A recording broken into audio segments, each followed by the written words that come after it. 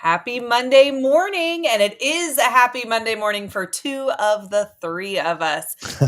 A Peek Inside SEC Football, Allie Peek, TJ Pittinger, Will Thomas, talking all things SEC both last weekend and the weekend to come. But before we get into all of it, TJ, got to put you on the hot seat for a minute. You were in Tallahassee. You were hoping to get it done against the Hurricanes, did not. What'd you see when you were up there? Yeah, Miami's just really good. And Florida State didn't execute well, but I really wasn't even that upset. I mean, like, you're always upset when your team loses and you want to win games and you play to win and all that. But like, I mean, I'm more upset about like just where Florida State is as a program.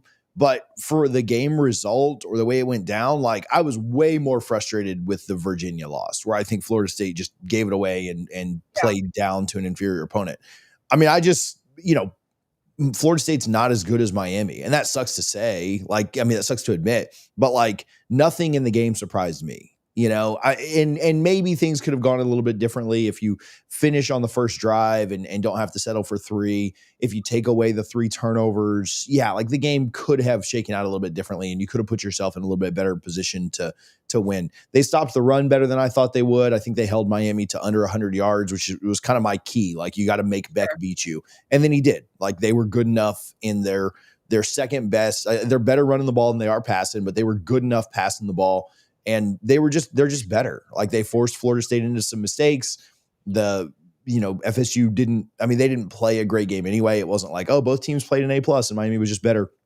But yeah, so we didn't play especially well, and they weren't as talented as Miami. And so it's frustrating, but like, I really wasn't even that upset. Like, we run into a better. I've said for weeks that I thought Miami was the number 1 team in the country, and they played pretty well, and Florida State didn't play super well, and like, that's just kind of how it went down.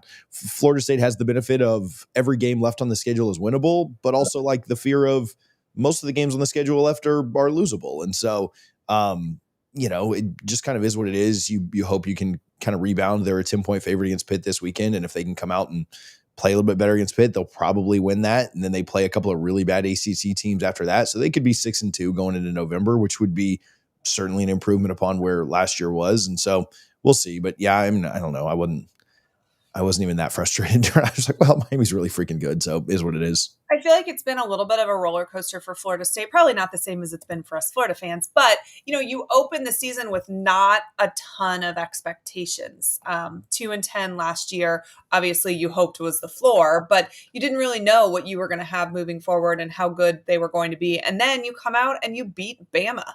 And not only do you beat Bama, but like, you beat Bama. There was that was not something you guys backed into or anything. And so then I think Florida State fans got some confidence and thought, like, shoot, every single game on this schedule is winnable. What a turnaround. 2 weekends in a row, you've lost. And so, now you're coming back down a little bit. So what's realistic to be the goal right now? Yeah, I mean, I think when you looked at this guy, I mean, Vegas set the win total at like 6.5, right? And so just because you get an upset win in week 1, it does change your like internal thinking of like, though, like, right. You're kind of like stuck in the middle of that. Like, your expectations do change as you get more information about a team. I still think they should clear their win total. Like, I still think they're significantly better than like the Wake Forests and the Stanfords and the Virginia Techs, and maybe even like the NC States of the world. They still are a 10-point favorite against Pitt. Like, they really need to just win all of those games. If they beat Pitt, Wake, Stanford, NC State, and Virginia Tech, that's 8 wins. And then, I think going on the road in Death Valley will be very tough, and I think going on the road in Gainesville will be really, really tough. But I think they could steal one of those, based on the health of, all 3 of those teams when they were to play them. It's tough to know. I mean, the football season has been so up and down for everybody anyway. It's tough to know, like, well, how healthy is Florida State then? How healthy is Florida in 2 months from now? So if everybody stays relatively healthy, if they could steal one of those and go 9-3, I think that's pretty good. I think 8-4 was kind of where I had the ceiling at before the season. I didn't think they'd win any of those Big 4 games. Sure. I didn't know how up and down Clemson and Florida would be in those moments, but I think you need to win all of the, like, you can't Pitt's probably the one that worries me the most this coming up weekend. You just can't let one loss turn into two, turn into three. But yeah, if they beat Pitt, I still think they win like 8 to 9 games. And I think the floor is probably 7, but we'll see. If an injury or two happen that kind of throw you off, then that'd be pretty tough. But I also I'm not like jumping off the cliff because you lost to who I think is the number 1 team in the country. You're supposed to lose those games. And so hopefully they can rebound and be a little bit better this weekend. For all you SEC fans watching at home that are super confused, thinking that TJ thinks that Florida State plays LSU, he is referring to the fake and Clemson when he made that comment. Well, Will and I wish we played LSU. Pretty good streak against them. Bring it on. Will and I had a different experience this past weekend. Both of us were in Gainesville, not together, but we were both in Gainesville, and we got to watch Florida upset Texas, who was at the time the number 9 team in the country. Will, talk to me a little bit about what you felt like the environment, the tailgating experience, where the fans were at. This was a good one.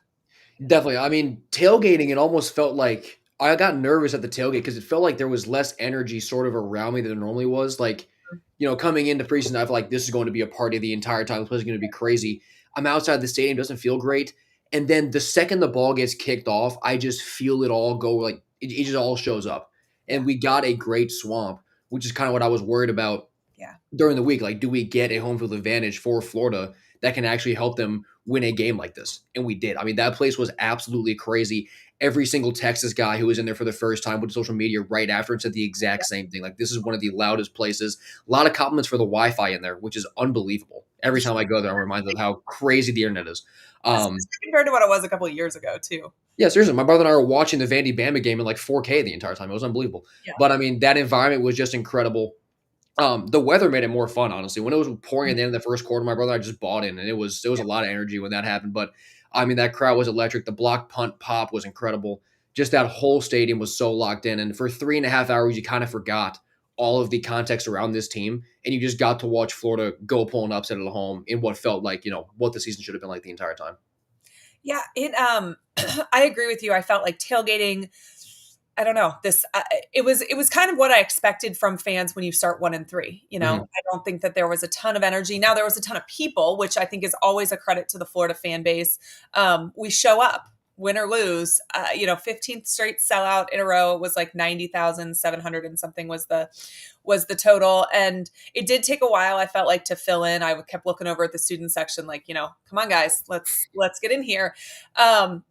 I despise how they have murdered the entrance for the teams coming in. They've changed the video there. They should never mess with that. It was literally the best entrance in college football, and they decided to change it. But the interesting thing that has gone along with changing it is nobody knows when they're actually supposed to run out. So this time, Texas and Florida actually ran out at about the same time. There was about a 10-second difference. Texas, a little bit of a head start, and then Florida came on. So I'm in that north end zone, and they're jawing at each other, and there actually had to be staffers come and kind of push them their separate ways. That's not actually supposed to happen, but I swear it's because we have such a discombobulated video that plays now that everyone's like, am I supposed to run now? Am I supposed to go? Oh. And it was like, I don't know. So I'm going to write my congressman, figure out how we get this switched back to the original best entrance in college football, because that's dumb. But you're right. From kickoff on, I found it so interesting that so many Texas writers did say it was the loudest stadium they've been in. There's probably 10 people I saw say that cover Texas, that have been to stadiums all over the country. I would not put it in my top 10 loudest games that I have attended, but I felt like it was a great atmosphere the entire time through. Now, I'm the spoiled person who sat there since I was born, so I've seen some of the best Florida State rivalries, some of the best Tennessee, Jarvis Moss blocking an extra point. Like, they're just so. Maybe if you're a college student, this was 100% the loudest you have heard this stadium. If you are in Gainesville right now as a student, it's probably the loudest since, maybe when Florida beat Auburn a few years ago, or LSU, maybe that Alabama game where they almost pulled the upset off. But like, it's been a long time. I guess the only one under Napier that could maybe come close would be that first Utah game. But the fans were there. They showed up. They showed out. That blocked punt. The amount of people that tweeted at me that was like, "I know Allie Peak's I excited saw about." all those too. Yeah. And it's true. Urban Meyer always said, "Block a punt, win the game." 90% of the time, you win if you do that, and that is just not something we have seen happen in the Billy Napier era. So was so cool to see. Really cool that it was Taylor Spirito. I think I love a good walk-on story. So I thought that was really neat as well. But it was it also frustrating to you? I mean, I was frustrated because like, how do you look like this against Texas and you look like you looked against USF? Like, how is that? These teams look like two completely different football teams. It feels like Florida can only play under Napier when they know he's about to get fired. And like, so I mean, so credit to Well, Billy good news for them. yeah, credit to Billy for galvanizing the team, and it says a lot about Napier that this team does not quit and how much they love him, and how much they fight for him. But you can't keep doing this long term, right? You can't keep dropping 2 or 3 games that you shouldn't, and then getting the momentum back. Like you have to be able to establish this from the beginning. Yeah. And like we saw at the end of that game, like Florida dominated just about every single stat in the box score. That game was nerve wracking. Texans had the ball in plus territory to maybe go tie the game in the fourth quarter. Like they just couldn't close, which was sort of a frustrating, Second half of the fourth quarter, like Florida completely, totally dominated, and then the second half of the fourth quarter, it was like, wait, have we not closed the door yet? Yeah, it's just little things like that where it's just added stress, added frustration that shouldn't really be happening in the situation when you've been dominating for 80% of the game. So, I mean, Florida looked awesome. You don't take away from the first 3.5 quarters. I'm not trying to do that from how good Florida looked, but struggling to close wasn't great. And like you said, the fact that it took 3 losses to have this kind of performance, it is definitely frustrating as a fan. TJ, I don't know how much you got to watch from your tailgate prior to going in, but I'm sure you've seen highlights of Dallas Wilson. What man-child, just absolute beast. What were your thoughts?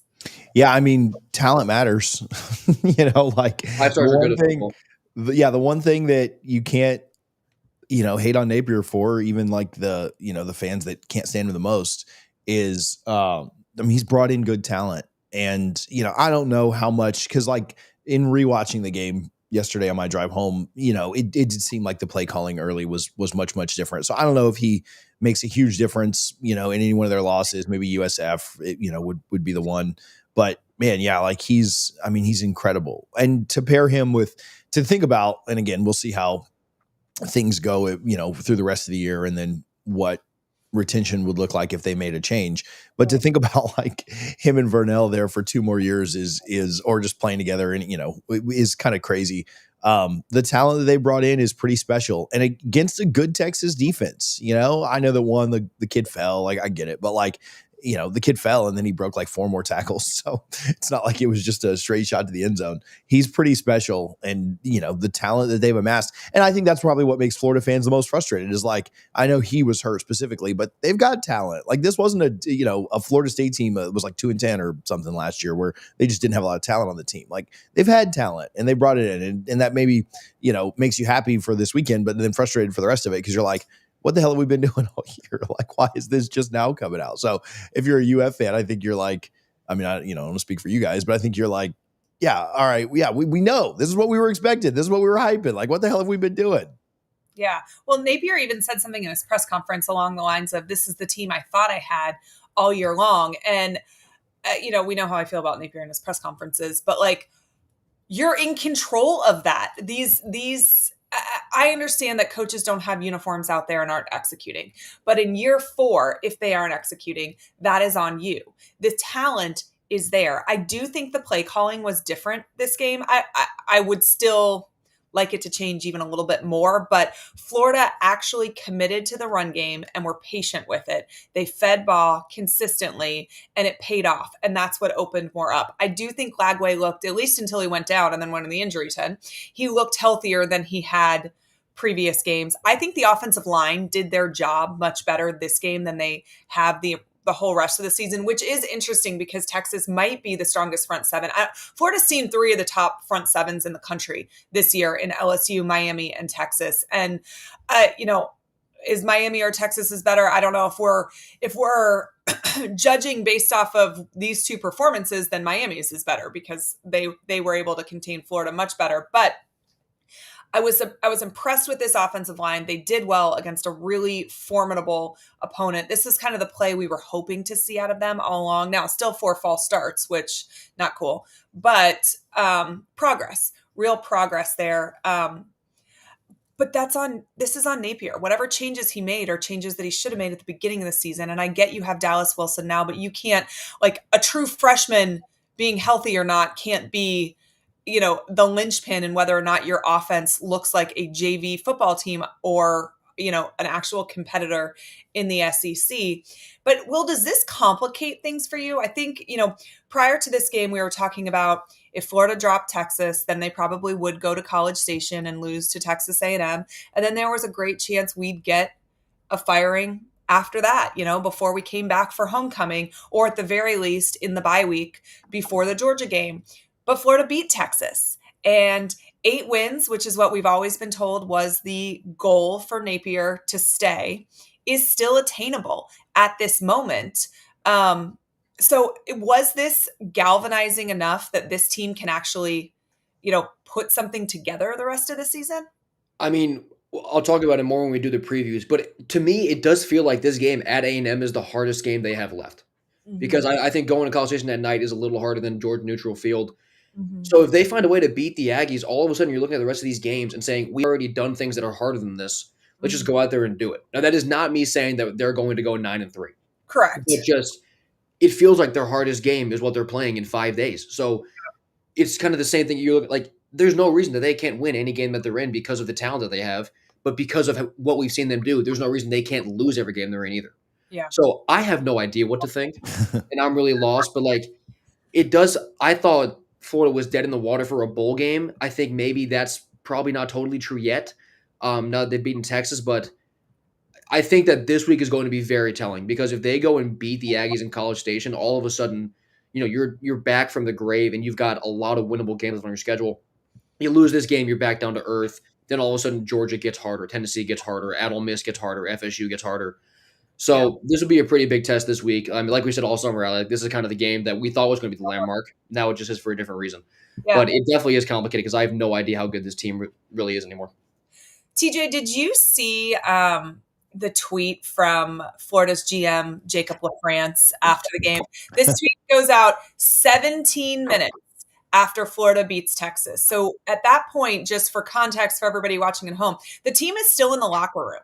Napier is still celebrating with them. They're dancing. The music is going on. And Florida's GM retweets UF's football official post of the victory and says, Sunbelt Billy and the boys, and then hashtags keep climbing or whatever the hell they put on that.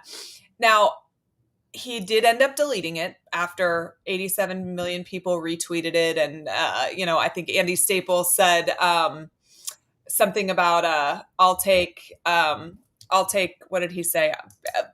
Basically, I'll take completely oblivious for 800, Alex. Oh, read the room. That's what he said. I'll take can't read the room for 800. Is that just the absolute perfect encapsulation of what Florida fans are so frustrated about? You haven't tweeted anything about any of these losses. You haven't owned any of this. You're sitting at 21-22 now. So 1 game under 500, and you want your flowers for upsetting this Texas team. Yeah. And it's funny. I mean, I will say I get the human side of it, right? If people are just dogging you and dogging your staff. I've seen that guy. I don't know him, so this isn't a personal attack or anything, but whatever. I don't care. He makes enough money to, handle a personal attack from PJ on Twitter. Do this. You're going to pay. But I get the personal side of it, right? People dog you all the time, and then you believe in your product and your staff and your team and your coach and all this stuff. I get wanting to fire a shot back, right? Because I do that too. So. But again, maybe read the room a little bit better. Texas might legit, and I'm not trying to take away from Florida at all, right? Oh, this is just the FSU homer. Texas might just legitimately be terrible. Florida could still go out and lose to A&M and Georgia and Ole Miss and Tennessee and Florida State and have 5 more. I'm not saying they lose all 5 of those, and I wouldn't pick them to lose all 5 of them based on what we saw Saturday. But Texas might just legitimately be terrible, right? And so maybe just maybe just celebrate the win. You know, maybe don't call out your fan. Like, go upset college, go win in College Station, and then go beat Georgia. And then if you want to say like, we told you, yeah, like maybe then. But even then, the Florida fans, like, to their credit, they show up. The team has been terrible for the last however long, and they show up and they continue to donate and they continue to come and they continue to be loud and they continue to give a crap. And it's just like, dude, I mean, Allie, you told me this one time off air. And you basically, not to maybe not to get you in trouble or say the whole thing, but like you basically said, look, I was here before any of these people got, and I'll be here after. And I think that's the mindset of the Florida fan base. Look, Billy could get fired tomorrow, or he could coach for 10 more years, and these Florida fans are going to be there. And that's really the case with all fan bases, right? Nebraska fans keep showing up, and Tennessee fans keep showing up to games. And Florida State sold out the Clemson game last year when they were 1-5. Fan bases are passionate, and they'll continue to go to games, and they'll continue to show up. And Florida fans do a really good job of it, despite where they've been the last half decade or whatever. And so, to take a shot at your own fans, I don't know, man. Like, Andy's completely right. Like, read the room a little bit better, bud. Your fans who not only packed the stadium, but actually contributed to the outcome of that game. Will tell you, being in there, the amount of false starts that happened because of the volume in that stadium was insane. They got to Texas. That was a fan thing. Instead of being like, hey, thanks to the greatest fans in the country, it was essentially a middle finger, like, haha, look what we did, despite you. See, we are good. And it just, I don't know, it rubbed me the wrong way, but it is true. I think it takes a lot for a coach or a staffer to go from a mercenary to an actual member of your fan base. And that's not a shot at anybody that works at any program, but you're getting paid to do a job. And when the next job comes and offers you more money, or you're fired, or, whatever, you move on, but we stay. And I think that this was kind of an encapsulation of that. Will, the other side of this, obviously Florida fans aren't exactly sure how to feel. We're excited, but also like, did it just prolong our misery? We're back on the roller coaster. I told somebody I kind of feel like the battered wife, but here I am. I'm back. Let's go. But Texas has some questions about Sark too. And I think not in any way the same realm that Florida fans do about Billy Napier. But we've had moments where we question his play calling or decision making in specific moments. They've got a roster that's one of the most expensive in college football. They have a preseason Heisman, front runner, and here they are. Already 2 losses. They can't lose another, or they're out of the hunt for the playoff. I don't know that their schedule is strong enough to keep them in with 3 wins. Where does Texas go from here? I don't know. Steve Sarkisian, I think, has got to start being in the same conversations as James Franklin, where, you're going to win a lot of games. You just can't get over the hump. Got to the semifinals last year, didn't call plays right in the red zone, lost that game to Ohio State. And now, with how much money and resources he's gotten, to put together an offensive line that's this bad is just malpractice. Because, Texas running the ball only had 15 yards from running backs on 11 carries. The rest was all arch, either on designs, but a lot of it was scrambles. Mm-hmm. And that offensive line, like Florida's D-line had been bad all year, and they were hurt. And they got 6 sacks. I think it was like 30-something pressures. And now you got to go to play Oklahoma this next week. That's going to be a bloodbath in the trenches. 2 yards per rush for Texas overall, like I just said. It seems like there are holes on this Texas roster that just should not be there for a team that has as much resources, as much buy-in as Texas does. Mm-hmm. Sarkisian, he's just not – I was never super high on him. I think after this game and just kind of seeing the holes on that roster, like I'm even lower on him than I was, because he doesn't have Texas ready to take that next step. And there was all this talk over the summer. There was an article in The Athletic or whatever about Texas being the new Bama. No, they're still Texas. They're still Texas, and they haven't gotten over that hump yet. And I don't think it's going to happen this year. Could it happen next year, in second year of Arch Manning? Maybe. But right now, Texas, it feels weird to say. It looks kind of bleak. It does look kind of bleak. I will say I really did love being a charter member of the SEC and taking care of business against Texas, because, they feel very special. And it's nice to kind of smack them back down to earth. We did have a couple Texas fans around us asking, like, hey, so do you think that you guys will storm the field? Like, No, no, absolutely not. It was That hysterical, like early fourth quarter, you're that first 9. round, they put it on the board. I know. I mean, and to be fair, they do that for every single game, which I Yeah. know Texas fans haven't sat in the swamp, so they had no idea. I think they thought that message was for them. It's not. It happens every single game. We play Long Island. It's going to be up there. Florida fans do not storm the field. Certainly not against a somewhat weak number 9 opponent. When we don't do it when you upset the number 1 team in the country, you're sure as hell not doing it when you upset the number 9. Okay, so as much as I love to talk about my Florida Gators and their 29-21 win over Texas in the swamp, I want to switch gears. I want to talk about this Vanderbilt Alabama game. I don't know how much of game day you guys watched, but Saban said there's not supposed to be anything, no such thing as a revenge game, but there is. And this is it. He called it out on game day, revenge game from Alabama. So, Alabama did win 30-14. I think Vanderbilt kind of came down to earth a little bit. Will, I don't know how much of this game you said you watched on your phone with the spectacular internet from the swamp. So, what was your opinion of this Bama game? I mean, I thought Bama looked really strong, and it was sort of this weird split between like 30-14. That's a bigger margin than it seemed like watching the whole game, like than you would have felt the final score would have been. But then you look at the stats, and it kind of makes sense. So it's kind of a weird split there. But Vanderbilt has been running the ball well all year. That's been their calling card. And they officially had 7.6 yards per rush in this game. But Cedric Alexander had one for 65, and Pavia had one for 36. Outside of those 2 carries, they only had 2.3 yards per rush. So Bama really did a good job of stifling Vandy's running offense, which is the identity of that team. And it was disappointing as someone who picked Vanderbilt, but it wasn't overly shocking in hindsight seeing how Vandy, clearly this is the highest level of competition that they've played. They're on the road. That running game comes down to earth a little bit. It probably happened a little more than I thought it would. I figured that'd be a little more than 2.3 yards per carry. But the other thing is, too, that Diego Pavia having 2 turnovers, that's going to kill Vanderbilt every time, especially on the road. He had a pick and a fumble. He's just the heart and soul of that team. So if he's not taking care of it and he's kind of getting the defense having their way with him, that's going to set that team back. I thought their defense played pretty fine overall, but offensively, they just weren't quite ready for that Bama defense in that environment. TJ, let's talk about the adjustments that Alabama was able to make. They allowed 113 yards rushing in the first quarter, but then, as Will alluded to, they held Vanderbilt to just 22 for the last 3 quarters.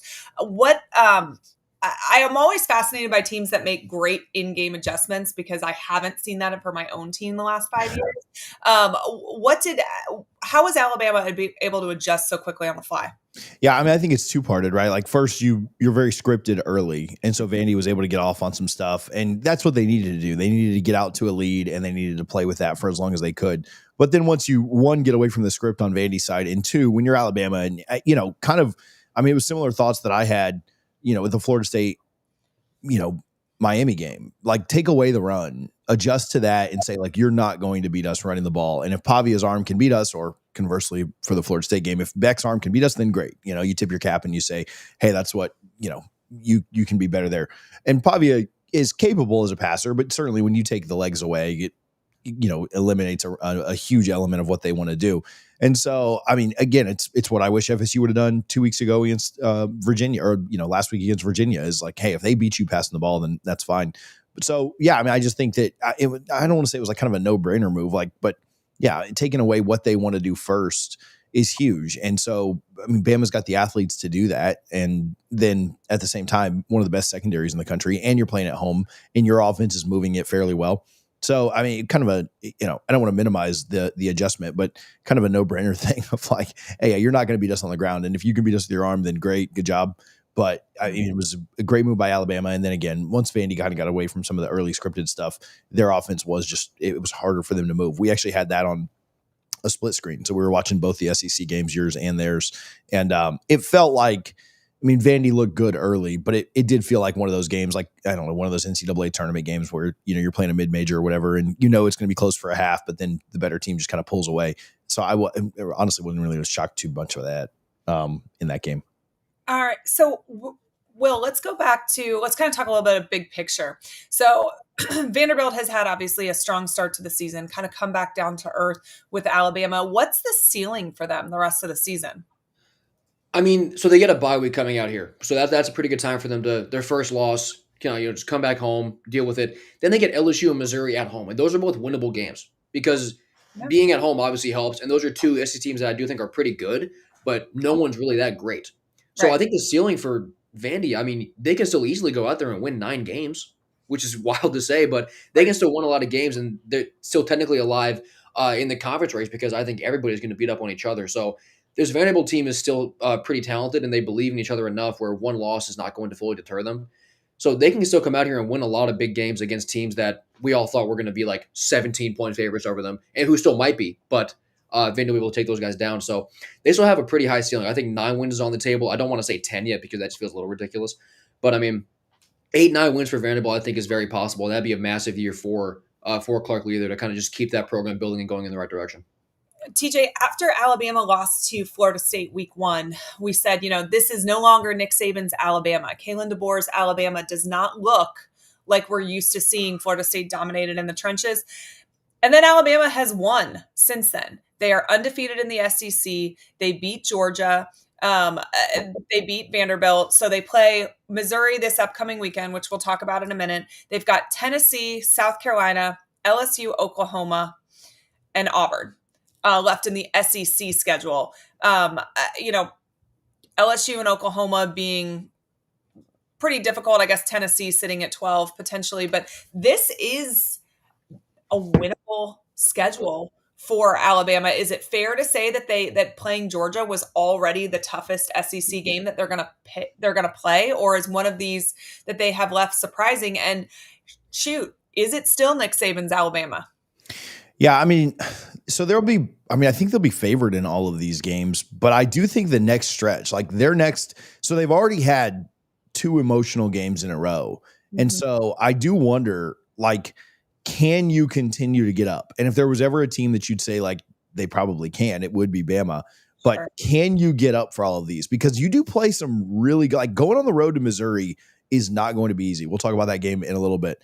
Then you come home and you got to play Tennessee right after that. And then you got to go to Williams-Brice, which I know South Carolina hasn't impressed the way that we thought that they might be, this year. Then you come back and play the rivalry against LSU for the last time with the new schedule coming up. And then you got to go play Oklahoma, who should have Mateer back by then, right? So the next 5 games, man, I mean, it would not, like, I'd say they go 4-1 in that stretch, right? Like, you're probably not going to win all 5 of them. Wouldn't shock me if they do.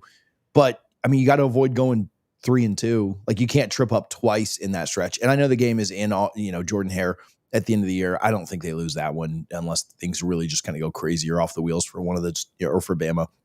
But man, maybe when we looked at this schedule early in the year, I mean, honestly, maybe we thought it was tougher with LSU and South Carolina being better, but having to play Georgia, Vandy, Tennessee, South Carolina, LSU, Oklahoma, all in a stretch, that's a stretch, man. Like, we talk about how tough Oklahoma's schedule was, how tough Florida's schedule was. That's an insane 7 games. And then you have Florida State on the front end, who was better than we thought. And then you have the rivalry against Auburn on the back end.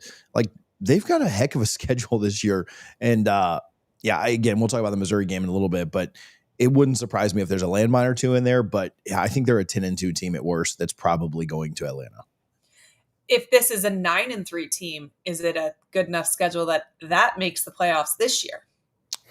Possibly. I think it matters what else happens everywhere else. Like, the Big Ten is so top heavy that they're going to have a bunch of teams, and they don't play anybody except for, the teams that are at the top.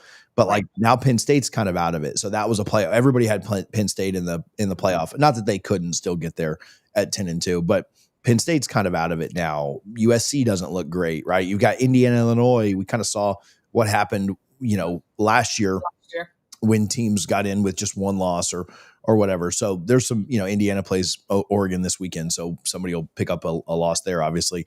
I guess it depends on how much cannibalization happens in the SEC. How good is Florida State? Like, if they finish it 9-3, that loss doesn't really matter. If they kind of tailspin and go 6-6, then that loss maybe looks a little bit worse. It helps them that it was early in the year. But yeah, I mean, 9-3 for Bama would still have them pretty close. Obviously, one of those losses being out of conference helps because they could still at 6-2 in the SEC, they could still make it to Atlanta theoretically. Who else in the SEC like LSU with, is a team that, probably won't be there. Georgia will still be kind of up there. A&M, we'll see how their schedule kind of winds up over the next few weeks as well. But as long as they make it to Atlanta, they should be fine. But 9-3 is going to have them right on the fence. And, if they go 9-3 and Florida State goes 10-2 and they've got the head-to-head, I don't know. There's a lot of scenarios that could kind of work out, but I think it just depends on how much other teams in the SEC lose, right? They could drop to LSU, but if LSU drops a couple more, who knows what happens? I think it's way too early to tell, but they'll be close at 9-3. I mean, I think there's going to be a lot of teams with a lot of losses this year. A lot of football left to be played, but certainly interesting. Alabama did beat Vanderbilt 30-14. They got Saban's revenge. Not maybe the game that we were kind of hoping to see. Another game that didn't end up being as close as we were thinking that it might be was the Texas A&M Mississippi State game. The Aggies won 31-9. This is the first time that they've been 5-0 since 2016, which it's been a long time. And they're 2-0 in SEC play under second-year coach Mike Elko. Elko really has this team moving down the tracks. We're not going to preview the Florida-Texas A&M game just yet. That's coming down the pipeline. But we'll talk a little bit about this Texas A&M team. Mississippi State is one that we really felt like had made a ton of progress from last year to this year. Very good team, but maybe not quite as good as we were expecting. They got a little bit exposed this weekend. Yeah, I mean, State was always I liked them a lot. I had them to cover in this game. They didn't, but I mean, A&M I think really showed that they're fully bought into their identity with Elko, which is just we're going to just bleed you to death and beat you up.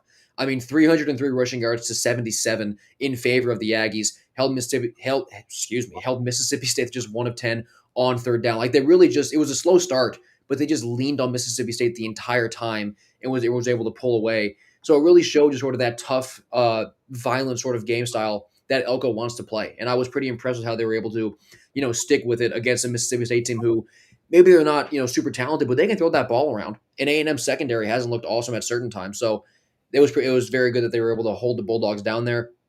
I think A&M, I mean, obviously, in a conference this open, anyone can really compete. I think they're probably a favorite in my mind right now to make it to Atlanta because the way their schedule plays out, they do have a weird stretch coming up where they don't play a home game after the Florida game for like 5 weeks because they're at Arkansas, at LSU, then at Missouri. So that's a bit of a weird stretch, but I do think this team is good enough and other teams are down enough to where if they stick with their identity of just beating people up, they can rattle off a few extra wins than maybe people thought in the preseason and really make a run at going to Atlanta in the playoff.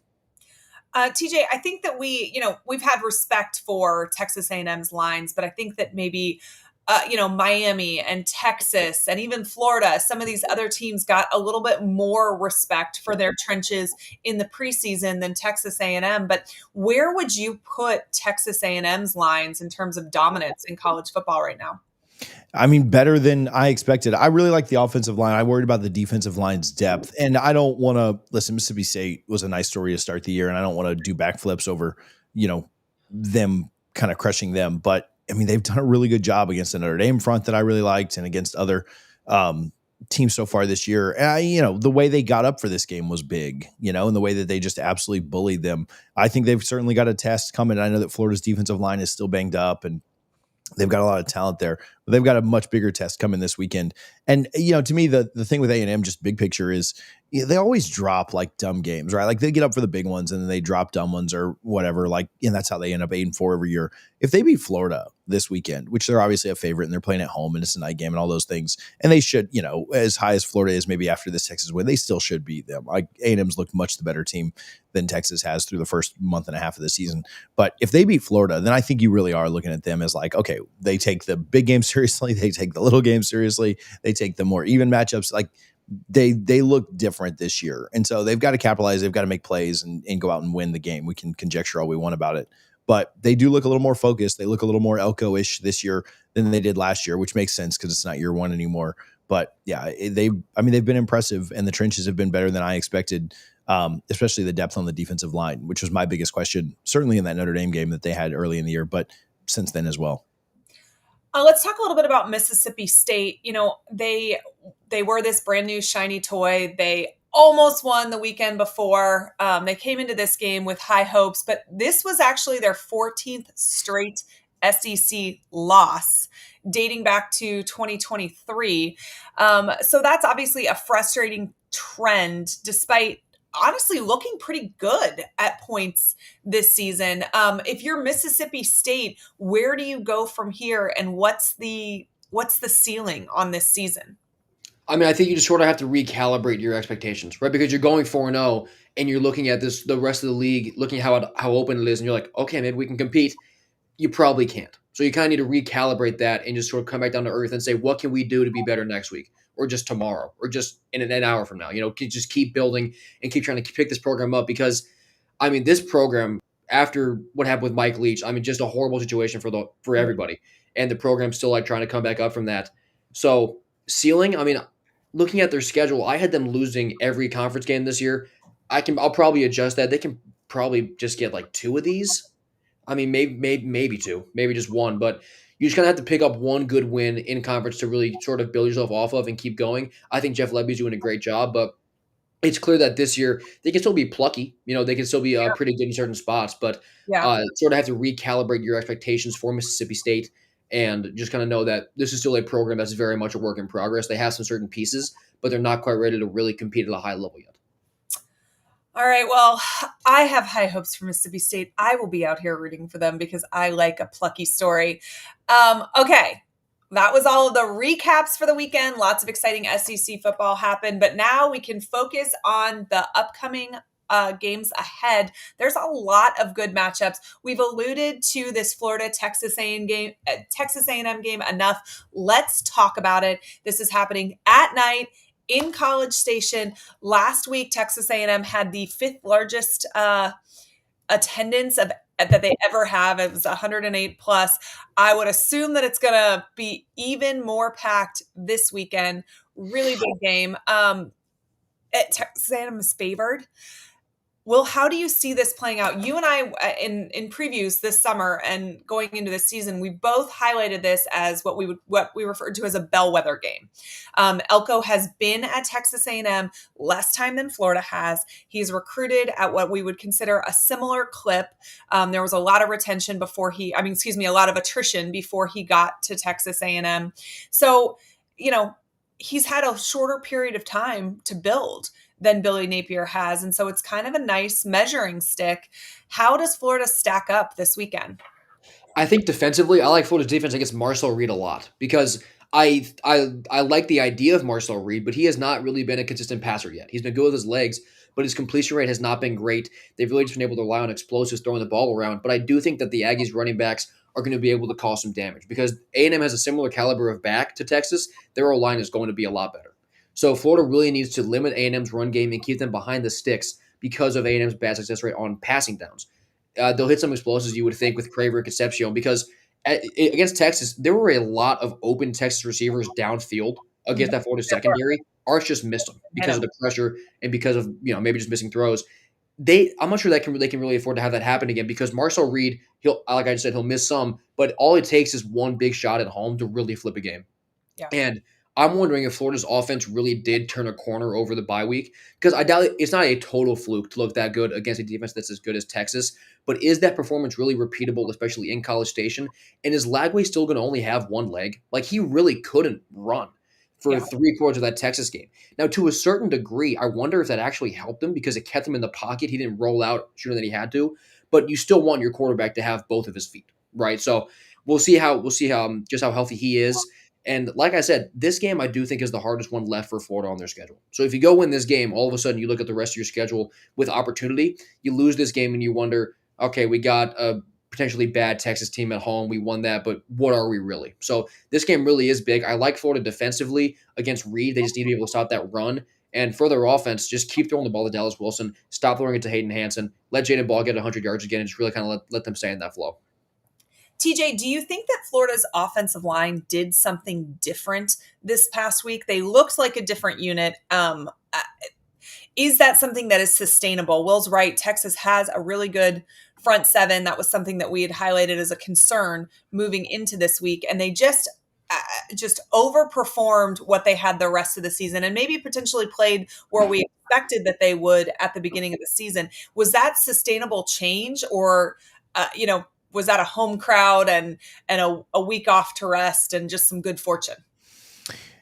Yeah, I think it's probably a little bit of both, right? Like, not to take the super political answer, but yeah, these guys were talented. You've got All-Americans playing on this offensive line, right? Like, I think that, Florida fans shouldn't be, and really just college football fans in general, shouldn't be surprised that guys played up to their level, right? Like, they should have been more surprised with the performances through the first month than they should have the fact that guys just played up to their level, right? Like, they played the way that we expected Florida to play on the offensive line. I can't remember if I talked about this on this show or not, but I did like a fantasy draft on another show, and you had to like take two units from every conference, and Florida's offensive line was one that I took. And a month into this season, I was like, as the Florida State guy, right? Like, I could have taken any SEC offensive line. I took Florida's as a hater, right? Like, and through the first month, I'm like, what the hell are you guys doing? Now, fortunately, there was, like, it was just a theoretical draft. It wasn't an actual fantasy league, or I'd have dropped them. But they were really good against, and I listen, all credit in the world to A&M. I'm not trying to crap on their defensive line again, but I mean, against what we would think is a more talented Texas front than what we'll see in College Station this weekend. Maybe, knock on wood if you're a UF fan after I say that. I'm not, but it should get slightly easier. Now, playing on the road versus playing at home is a big deal, and Marcel Reed's legs is also a big deal that kind of can make you pause and think about some things. And also, Marcel, for all of his inconsistencies, has certainly been better than Arch has. But I do think that that's, them playing better along the offensive line is the expectation. Yeah, you don't get. You get a pat on the back for playing well against a good defensive line, but yeah, that's what they should have been doing all year. And so the bye week, the off time, the way to kind of readjust, the way to kind of get some different concepts down, getting more healthy, and playing at home, I think all that factored in.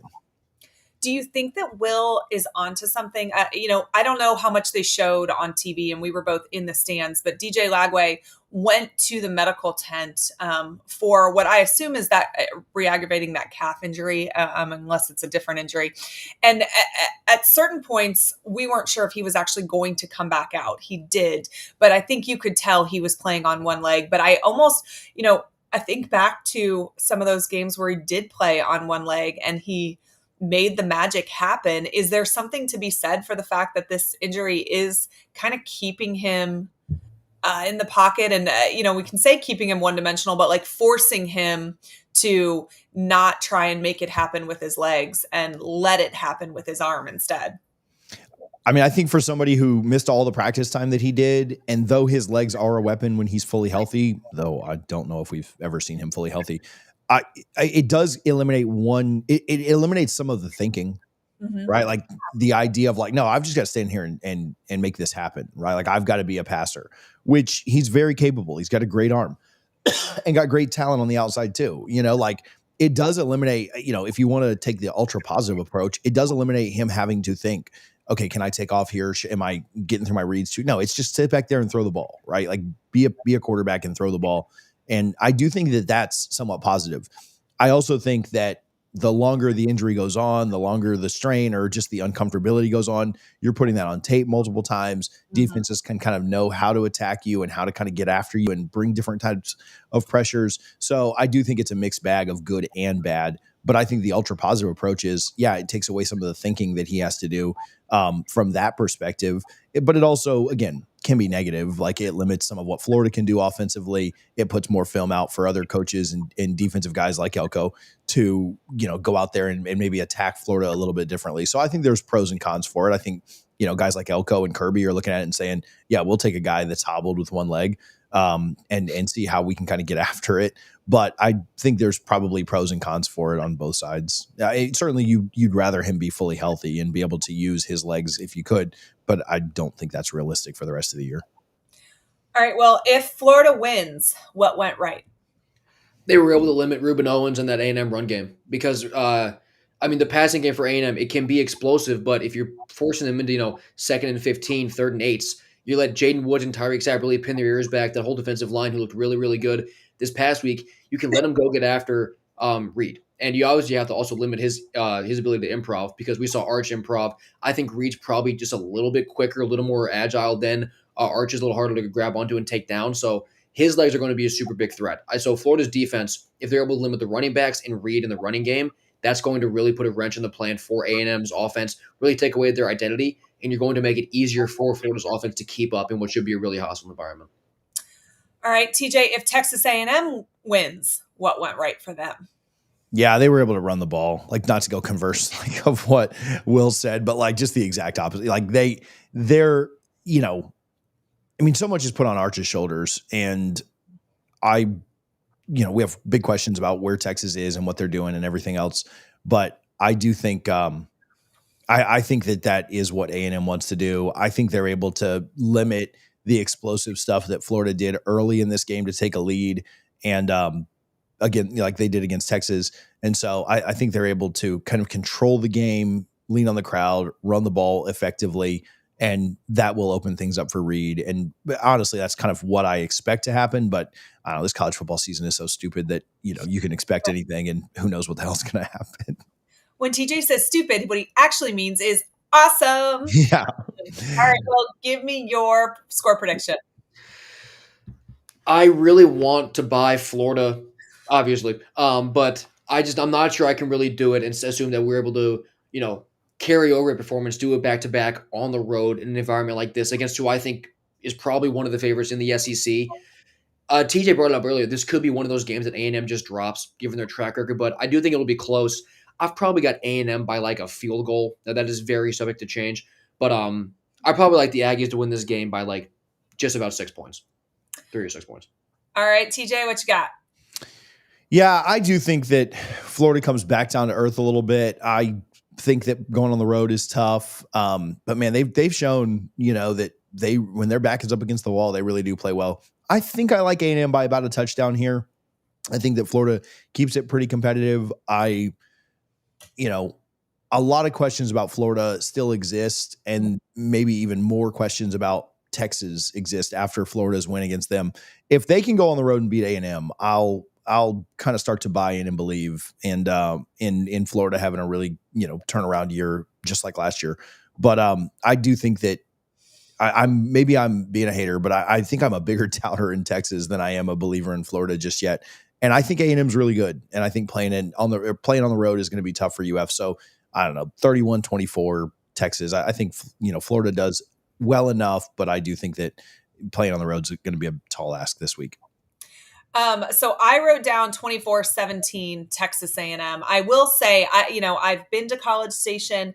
I think I must be the only person in the world not impressed by that stadium. It's been a while, but it was Johnny Manziel's very first game it was Texas A&M's first game in the SEC. If there was ever a moment where that stadium was going to be at its absolute loudest, it was probably that one. That was, Manziel had a breakout game. Florida did win, but it was close. And that was kind of his welcome to college football. I think we knew at that moment he was going to be special. And I just was not overly impressed by the environment. Now I know they've added additions since then. But it's hard for me to count on them to string together two good performances. I loved what I saw against Texas. That game felt much more big boy football than any game that I've sat through the rest of this season that Florida was involved in. But I've been burned too many times this year. I'm nervous. If Florida beats Texas A&M, I doubt I will pick against the Gators the rest of the season. So we'll leave it at that. Let's talk about another really exciting now SEC. I would never expect Alabama, Missouri to be an exciting SEC game, but here we are. Alabama looks much better than we thought they were going to be after week 1. Now they've got a test against Missouri. Missouri is a difficult place to play. It's windy. It'll probably be much colder than they're expecting. Is this a trap game, Will? I think it totally is in theory, but I'm not even sure that people are going to fall into a trap of Missouri because they looked so good this year, especially running the ball. But I mean, the line yesterday was Bama -5.5. It was down to 3 this morning before we started recording. So there's clearly a lot of confidence in Missouri. Part of that might be because Missouri's coming off of a bye and Bama's coming off of what is now an emotional game against Vanderbilt. And Missouri's home field advantage, I do think it's a little more slept on. It could be a pretty big factor, but so is Missouri's defensive havoc rate. 25.4% of snaps total they cause havoc, 15.2% of their front seven, and 10.2% in their secondary, which are all great marks. And when Bama lost to FSU, it's because FSU was causing havoc and disrupting them every single snap. So I wonder if that could be the same thing to kind of bring Ty Stinson back down to earth. And Missouri's running game, I mean, Ahmad Hardy, I think, is he's probably the best running back in the country to me right now. But we saw Bama stifle Vandy's running offense, which have been really, really good so far this year. So can Missouri keep that going? They'll be at home, which will help them obviously with that. So Missouri needs to be able to run. But Zion Young and Damian Wilson, just going back to Missouri's defense, they rank at the top of the conference in pressure, both for the Tigers. And if they can get the tie before he can even get the ball off to guys like Jeremy Bernard and Ryan Williams, I don't think the Bama can run the ball very effectively against the Missouri front. And so getting good pressure to take away Bama's explosives in the passing game, I think can really limit Bama's offense and give Bo Prabula and Missouri's offense the chance to really run the ball and just sort of take control of the game. TJ, a road game in the SEC, that environment favors whoever can protect the football and force the other team to make mistakes.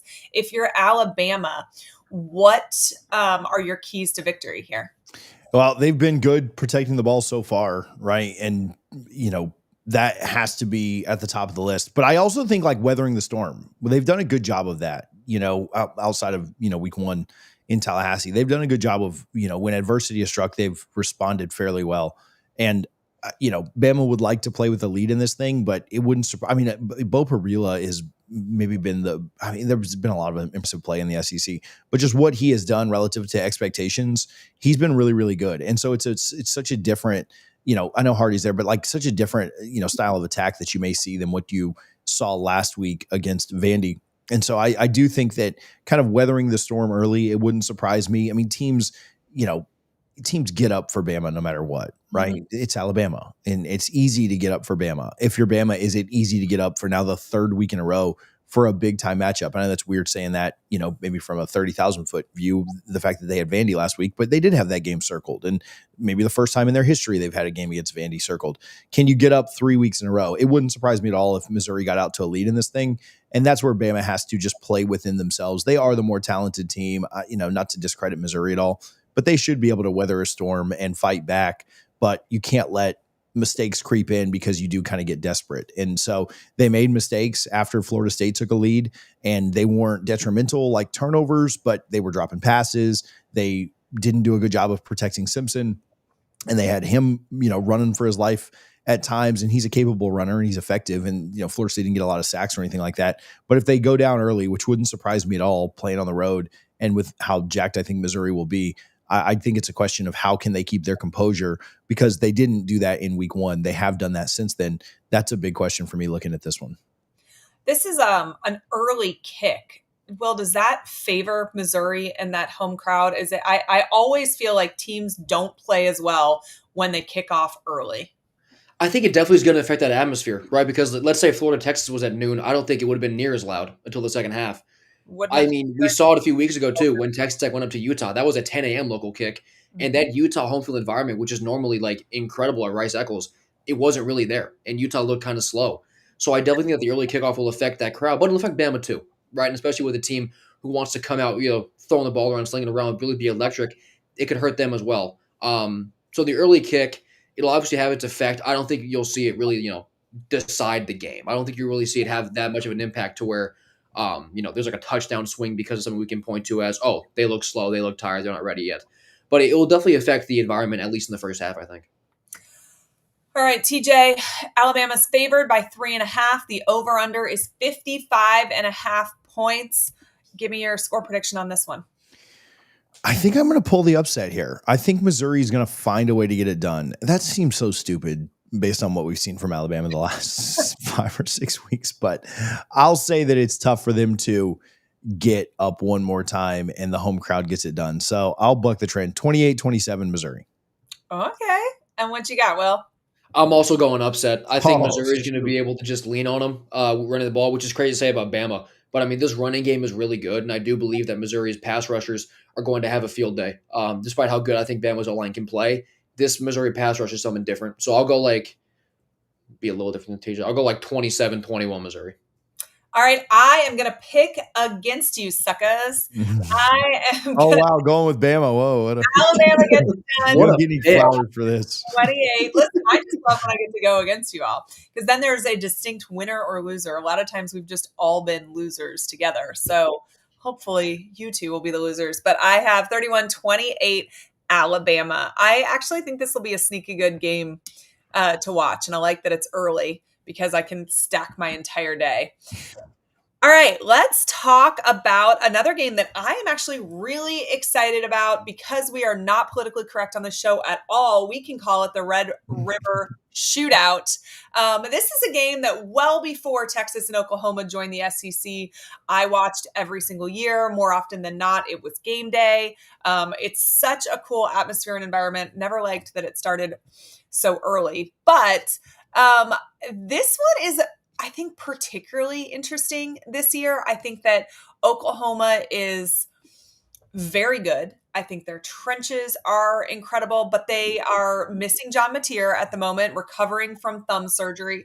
And I honestly don't know what to make of Texas.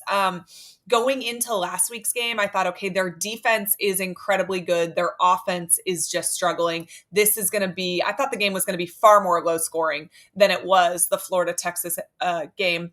So I'm left like confused about Texas. I think we can all agree that their offense is not great, but there were some opportunities there. Arch just didn't take advantage of them. But is their defense also not as good as we expected? Will? I think the defense is fine. It's probably not quite as good as like we touted it up to be because of how much talent was there. But I do think it's still a good unit. And I mean, like you said, with no Mateer, it seems like Venables is expecting that based on what he said. The guy at Chipotle and Norman clearly didn't have the right scoop. But I mean, my biggest thing with this is what is Oklahoma's front going to do to that Texas offensive line? Yeah. I mean, because Florida's D line, which had not been impressive, had good players, but really had underperformed, absolutely dominated that offensive line. And Oklahoma's front has already been consistently awesome. And now they get to line up against what is a weak Texas offensive line. I mean, this could be a bloodbath on that side of the ball. And for Oklahoma offensively, they need to find some sort of run game because without Mateer, I do like Michael Hawkins at quarterback, but he wasn't awesome throwing the ball last week, and he's not going to find it against Texas. But Oklahoma running the ball is also a pretty big concern because they were just okay running it against Kent State this past week. And Kent State is not Texas. Texas grades out pretty well against the run. Florida did find some success on the ground, but I like Florida's running game better than I do Oklahoma's. I think this game is going to be pretty low scoring, assuming we don't get a Mateer in this game. I hyped up Oklahoma all summer. I love them to win this game. It's still pretty scary for me without Mateer. I mean, kind of like what you said, I'm a little confused too because Texas favored by 3. It's a weird line, unranked over number 6 in the country, but it's a hard game to predict given what we've seen and who's hurt.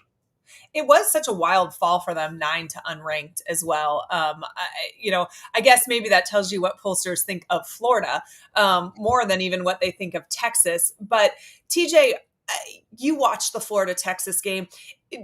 Does Arch have it in him? Like, is he a week away from putting it together? Did you see things that made you think that, like, okay, they're getting close? Or is this offense just bad?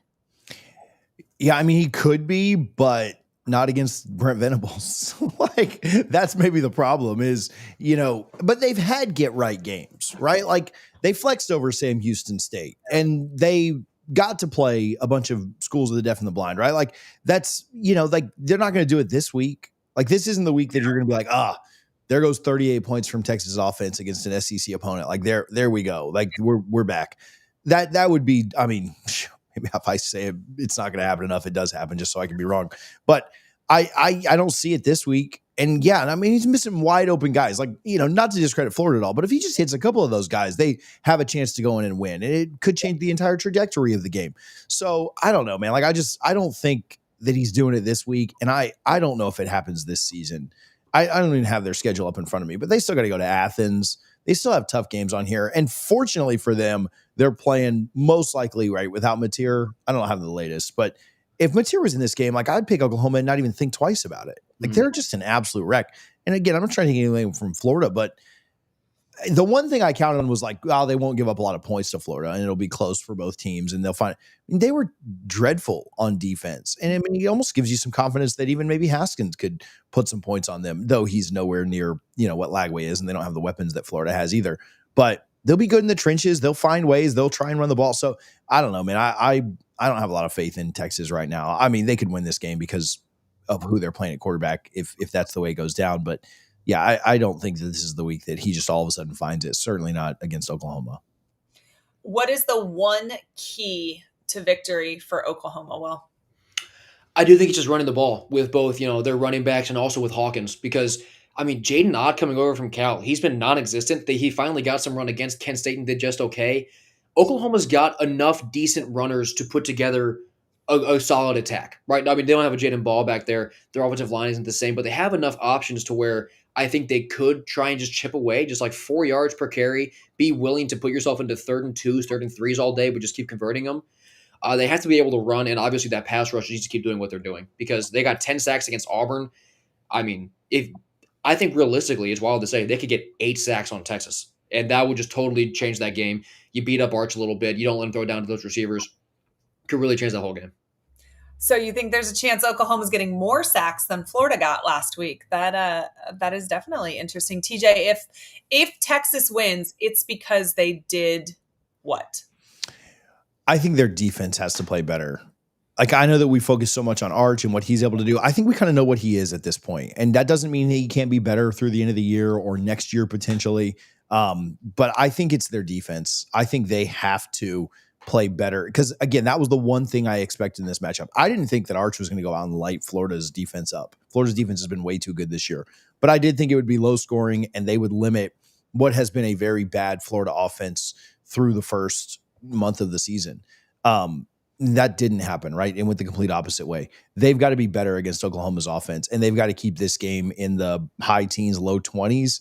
This game can't get up to, mid 20s to high 20s because I don't think Texas can score enough. So to me, it's on their defense to put together a performance like Florida's defense did against Miami or like Florida's defense did against LSU. They need to go out and really, really be good on that side of the ball. Maybe if Haskins is playing, that's a little easier than certainly Mateer.